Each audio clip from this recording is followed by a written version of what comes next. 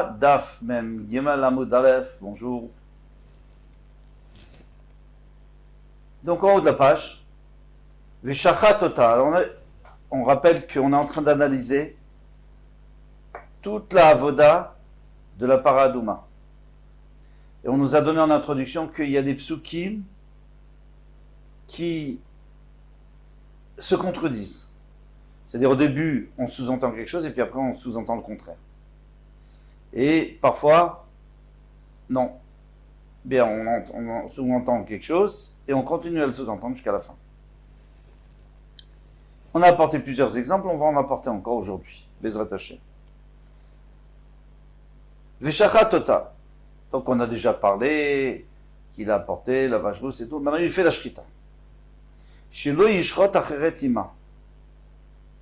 Puisqu'il y a écrit ota, elle, donc on ne peut pas faire la shrita de deux animaux. Par exemple, avec un grand couteau, on voudrait faire d'un seul coup la shrita des deux animaux, c'est pas possible pour elle, parce qu'il y a écrit veshachato. Veshachatota. Parfait. Les fanav, après il y a écrit devant lui. Qu'est-ce que c'est-à-dire devant lui? Devant qui? Les Rav. Alors si vous vous souvenez que Rav lui disait que Shrita Psula Beza. La Shrita c'est pas Soul, il faut que ça soit Elazar Cohen. Alors les Rav, selon lui, ça veut dire quoi les Fanav? C'est-à-dire que lui-même il doit faire devant lui. Shelo Yassir Datom Imena. C'est pour nous dire qu'il ne doit pas détacher son esprit d'elle, il faut tout le temps la surveiller.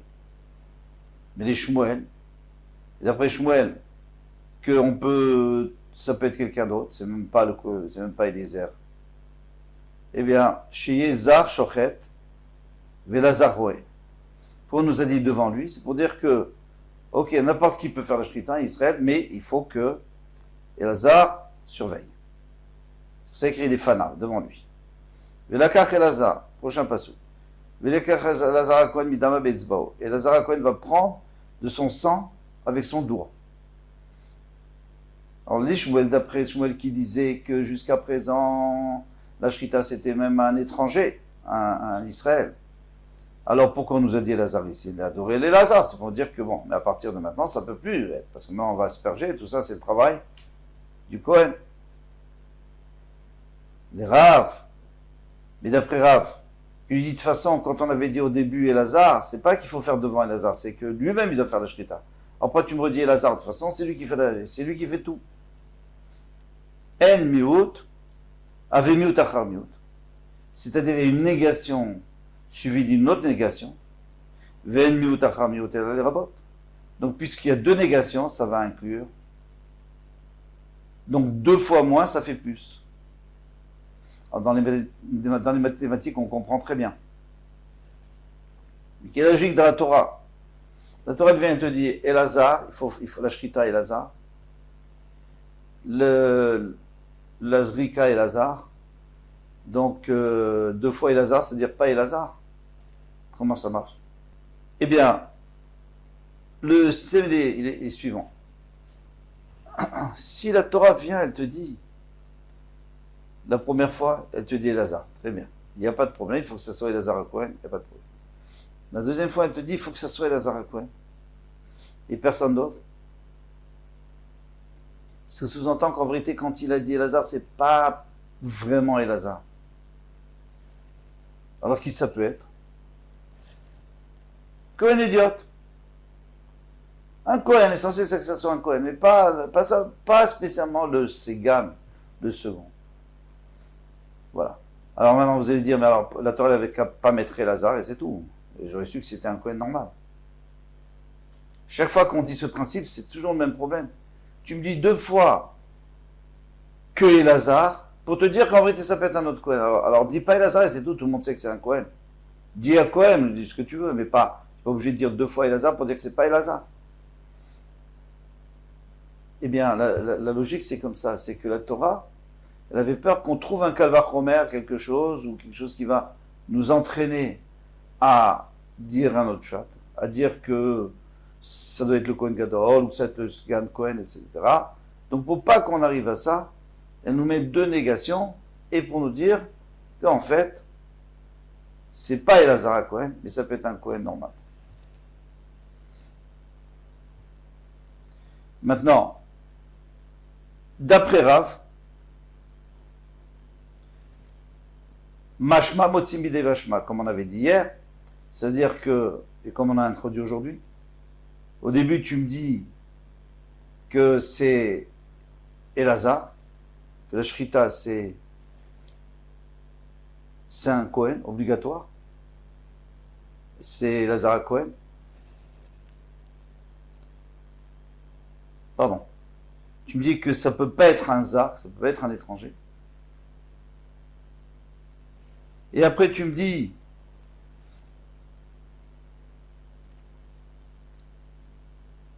encore une fois que ça peut pas être un étranger. Donc en fin de compte, tu es en train de me dire au début que c'est Elazar, pour après redire Elazar et pour dire que c'est pas Elazar. Vous voyez que on est en train de nous faire sous-entendre quelque chose et puis juste après on est en train de nous dire non, je te l'ai dit 2 fois, c'est pour dire que c'est pas Elazar. Donc le premier passage qui vient te faire croire que c'est Elazar, le deuxième passage qui vient te dire que c'est pas Elazar. Tandis que d'après Shmuel, qu'est-ce qui s'est passé d'après Shmuel?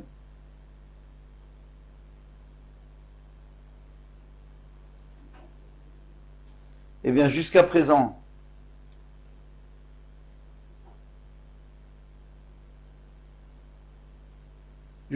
c'était un Zar, et maintenant, c'est pas un Zar, c'est pas un étranger. Ça doit être Elazar à Kohen. Donc, vous voyez, on a encore une fois changé. Velakach à Kohen et Tserez. Maintenant, on continue. Et le Kohen prendra un bois de Hérez, un bois de sel. Ve'ezov et d'Izop, Veshnitolat et la languette rouge. Alors, qu'est-ce qu'il doit prendre là? C'est le Kohen. Maintenant, on ne parle plus d'Elazar, on parle du Kohen. Mais Shmuel, d'après Shmuel, qui disait, qu'est-ce qu'il avait dit Shmuel tout à l'heure?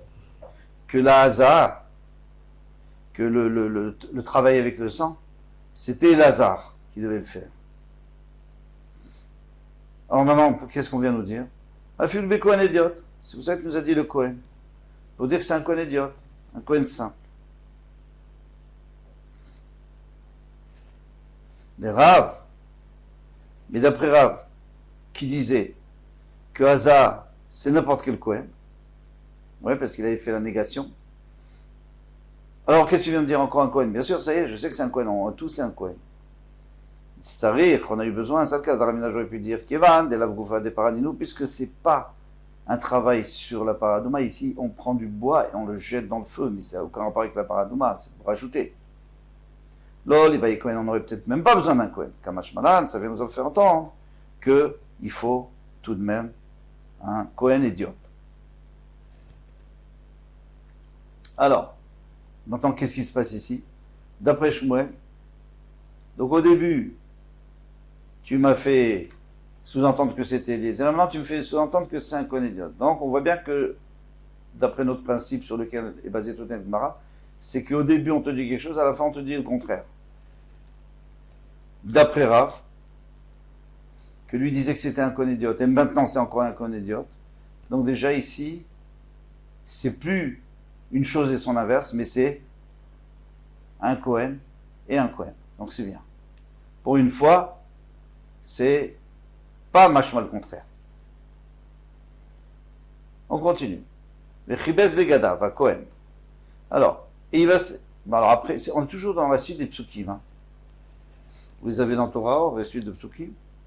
Et donc, juste après notre pasuk, il y a un autre pasuk qui dit qu'il doit laver. Il doit laver ses habits le Kohen. Pourquoi? Parce qu'il est tamé et lui ses habits. Et pourquoi tu me dis le Kohen? On parle que du Kohen jusqu'à maintenant. Elazar, pas Elazar, mais en tout cas, c'est un Kohen. Kohen idiote.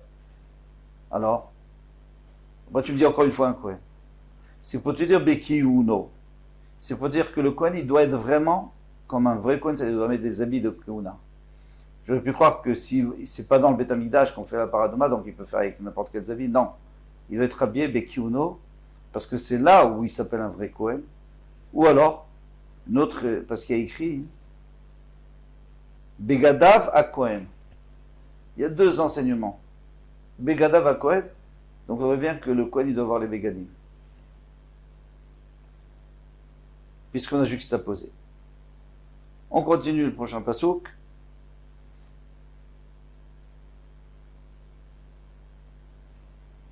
Vétamé à Kohen, le Kohen sera tamé, Adaïrev jusqu'au soir.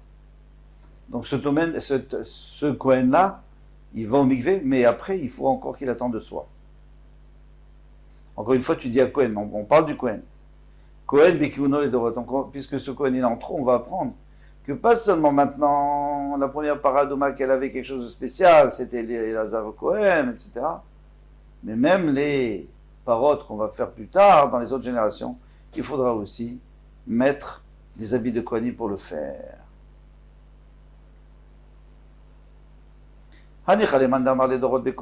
Shapir, ça va bien d'après lui, celui qui dit que, alors ça c'est quelque chose qu'on a vu hier, que pour le Kohen idiote, pardon, que pour les autres générations, c'est vrai que pour la première génération, c'est les Zera Kohen, mais les autres générations, c'est un Kohen idiote. Alors je comprends qu'il faut nous préciser qu'il met des habits de Kohen. Et là, les Mandamar, les Dorot, Bekohen Agadol. Mais d'après celui qui disait que non, pour les autres générations, il faudra un Kohen Gadol plus que le Sgan, plus que le second qui est Lazare. La première fois, c'est une exception. Les autres fois, ça sera le Kohen Gadol. Ashta Kohen Gadol Bainan, c'est déjà, tu me dis que la première, on pouvait se passer du Kohen Gadol. Il suffisait du Sgan. Les autres, il faudra que ça soit un Kohen Gadol. Donc c'est plus important. Alors, Bekiuno, Nibaya, tu as besoin de me dire qu'il doit mettre des habits. Des habits de Kohen. Bien sûr qu'il doit mettre des habits de Kohen, puisque tu as dit que c'est plus Ramour, c'est plus grave. Donc c'est sûr qu'il doit mettre des habits. Puisque le premier, il fallait mettre des habits de Kohen. Alors, à plus forte raison les autres.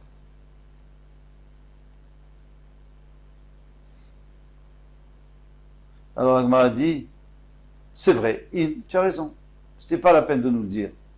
Ah, pourquoi on a mis un Kohen en plus pour nous dire qu'il faut des habits de Kohen?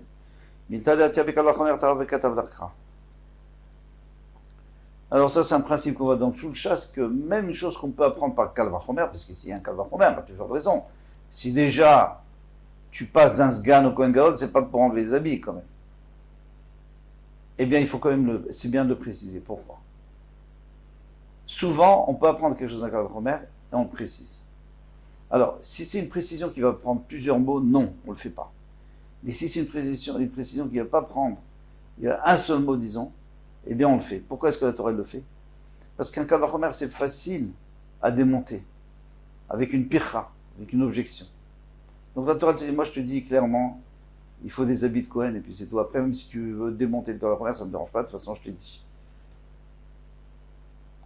Vasaf Ishtaor. Alors, on passe à la suite, le passeur. Vasaf Ishtaor était faire à Paravignar.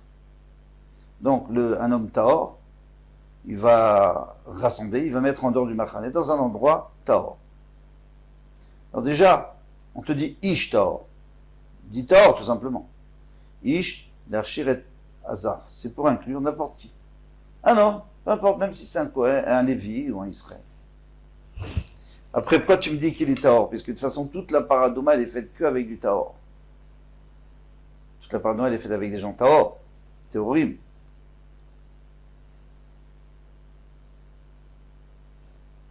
Donc la Gemara répond, l'Archir est Aïcha. C'est pour autoriser la femme. Si elle est Théora, il n'y a pas de problème. Une femme pourra faire ce travail de rassembler la cendre de la paradoma. Ensuite, Veiniar. Il faut poser cette cendre. Miché Shlo Dat Laniar. Celui qui est capable de le mettre dans un endroit Tahor. Parce qu'il y a écrit de mettre, je relis le passou. En Mechus la Machane Vemakom Tahor. Mais qu'est-ce qui peut Veiniar?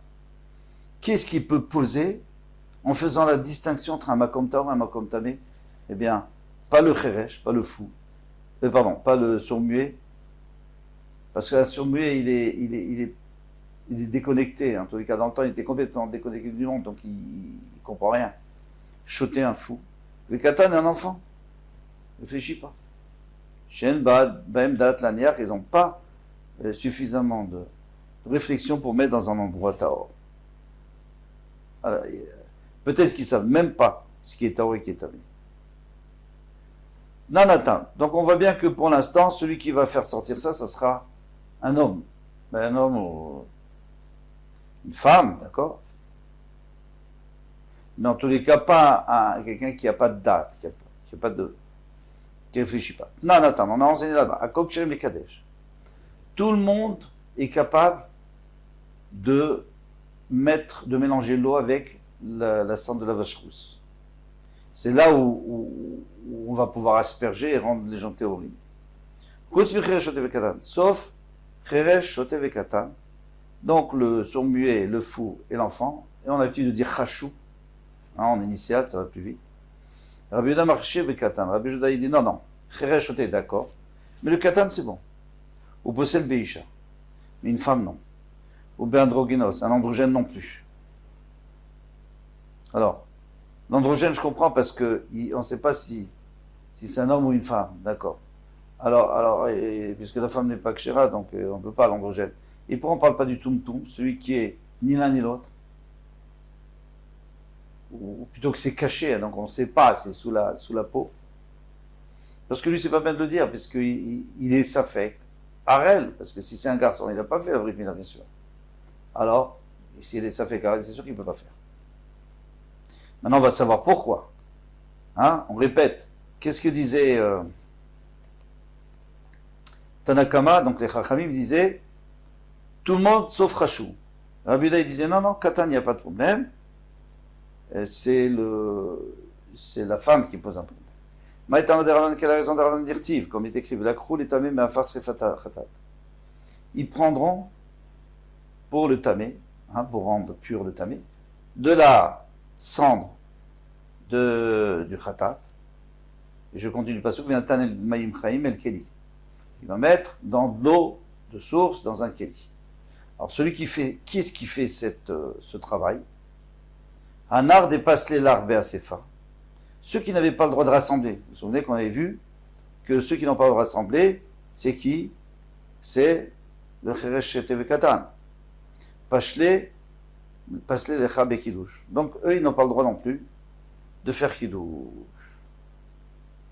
Oui, parce qu'il y a écrit, c'est le pasouk d'après. Donc eux n'ont pas le droit non plus. Vanar de Hachere l'arbe à ses femmes. Mais ceux qui avaient le droit de réunir,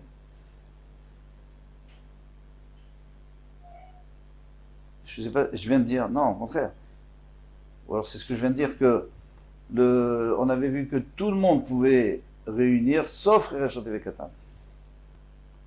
Alors maintenant, pour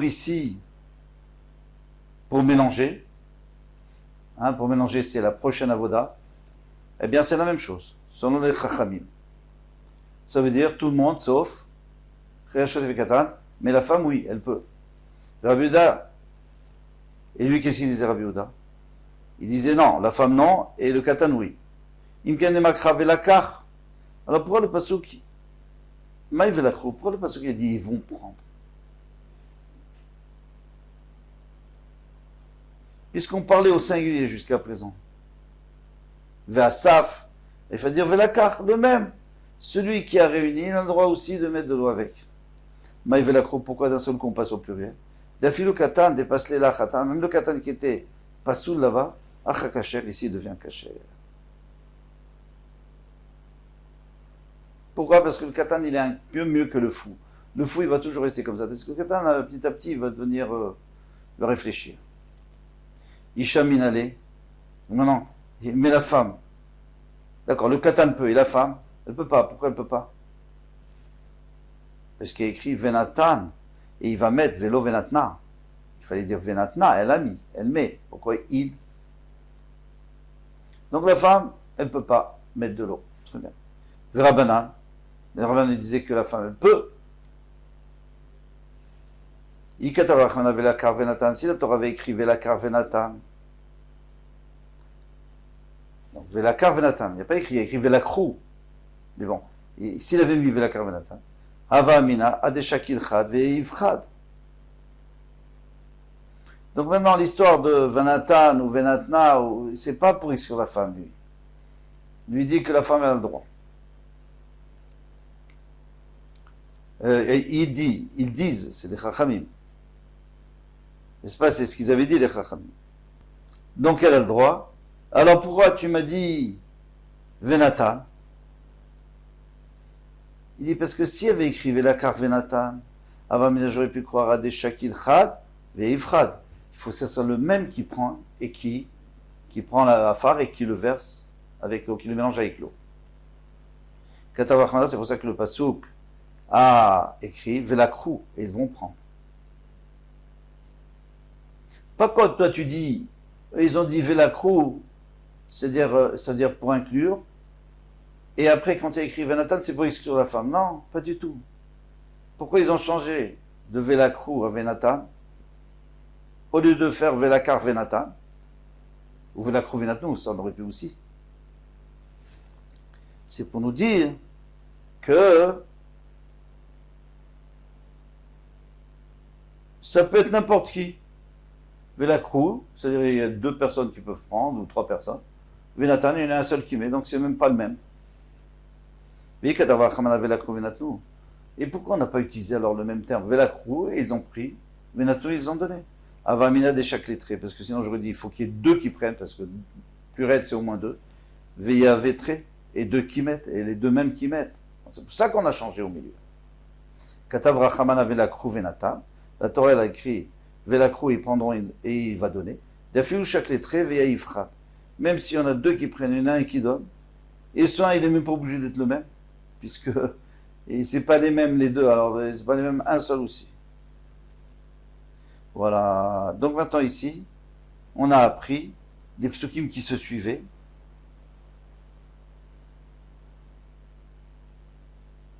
Donc d'après les Rabbanan, eh bien c'est la même chose. C'est le même din dans les 2 psukim qui se suivent. Mais d'après Rav, au contraire. D'après Rav, on passe d'un din à un deuxième din qui est totalement différent. Selon Rabbi Houda. Pourquoi? Qu'est-ce que Rabbi Houda disait?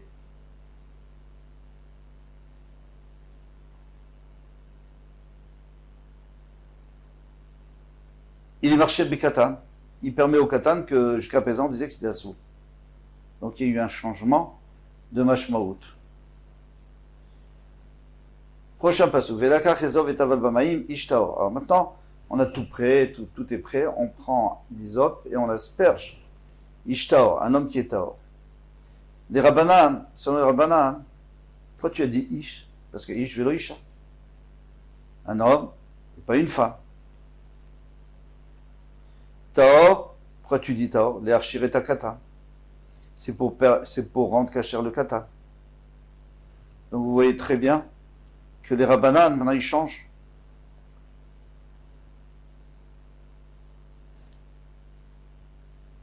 Jusqu'à présent, les Rabbanan ils disaient que pour le kidouche, ils disaient, c'est-à-dire pour mélanger avec de l'eau, c'était la femme qui était kasher et l'enfant qui était pas seul. On dit que c'est le contraire. C'est l'homme, c'est la femme qui est psoula et le katan qui est kasher. Donc ici, on va voir 2 psukim qui se contredisent.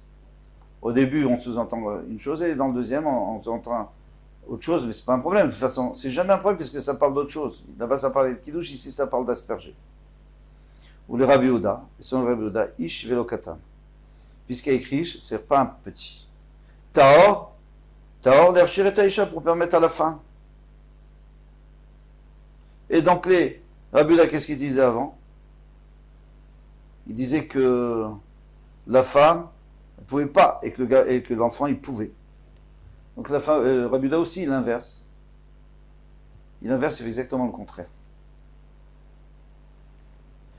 Seulement, il y a un petit problème. C'est que ici on voit clairement que d'après Rabbi Houda, la femme a le droit d'asperger, l'enfant n'a pas le droit. Eh bien, on va avoir une Mishnah et ça va poser un problème. Métivé. On objecte. Akol ksherim, les azot, tout le monde a le droit d'asperger. Chus mitumtum vandovinos veisha. Sauf un tumtum, quelqu'un qui est ni garçon ni fille, donc qui est les 2, androgène, veisha, une femme. Ok, ça va d'après les Chachamim. Parce que d'après Rabbi Yehuda, la femme, elle peut. Alors ici, il faut changer un peu. Il faut non, Katan sheyesh bodat. Et un enfant qui réfléchit, c'est-à-dire qui n'est pas trop petit, il peut. Rabbi Yehuda lui l'avait interdit. Isha mesayato ou mazé. Après, on habille ça à côté de l'enfant. Vekatan sheyesh bodat, un enfant qui a un date, Isha mesayato, la femme peut l'aider, ou mazé asperger. Mais en vérité, un homme aussi, la femme peut l'aider, c'est pas un problème. Seulement, généralement, c'est un enfant, c'est plutôt l'enfant que la femme va aider, parce qu'il est petit. Mais en tous les cas, l'enfant est bon. Et la femme, non. Donc c'est le contraire de Rabbi Yehuda. Vélo, pas dit Rabbi Yehuda. Et pourtant, Rabbi Yehuda, il dit rien. Il devrait intervenir. Il dit, je ne suis pas d'accord avec vous. Sur la page, Amarabaya va aider Kevan de Amar, Mar, Mashma, Motsimiad, Mashma. Puisqu'on nous a dit depuis le début que le pasouk souvent contredit le pasouk d'avant, ou Mashma, Mimela, mais parfois il ne contredit pas, mais en tout cas ici il contredit. Panique. Donc c'est pas la peine de le dire, c'est évident qu'il est en marloquette, puisque on a déjà vu ici que Rav il disait une fois comme ça, pardon, que Rabbi Yehuda une fois il disait comme ça, il faut le contraire. Donc le Mishnah n'a pas besoin de le préciser. On s'arrête là. À revoir tout ça. Kol Tuv.